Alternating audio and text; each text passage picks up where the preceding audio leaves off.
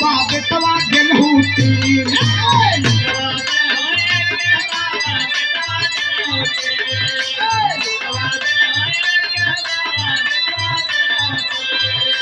बेटवा गेलहू एक बाबा बेटवा गेलहू तीन पानिया पियाने बेटवा लोटवा लेलकै छीन कैसे कटतै हमर दिन आवै रातिया नानी कैसे कटतै हमर दिन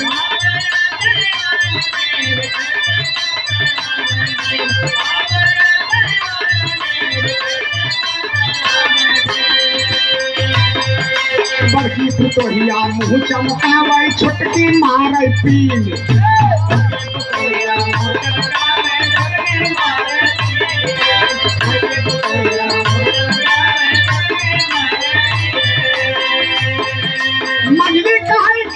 मंझली कहे कि बरहम बाबा बुढ़िया मरतै कौने दी तोहरा पठवा देबौती चाहे कर्जा होतै ऋण तोहके फांसी देबौती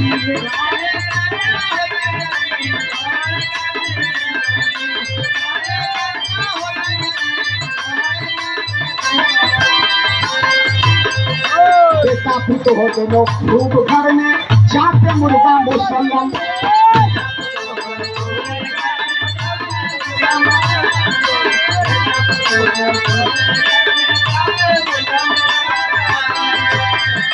माई बाबूला सूखल रोटी और माई बाबूला सूखल रोटी कनिया ला चौमीन माई बाबूला सूखल रोटी कनिया ला चौमीन कैसे कटतै हमर दिन आबै रातिया नानी कैसे कटतै हमर दिन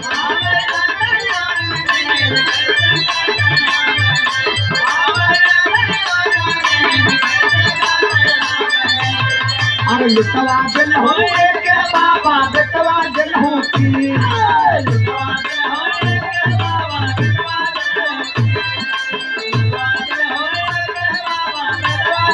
अरे पानिया पियाने बेटवा लोटवा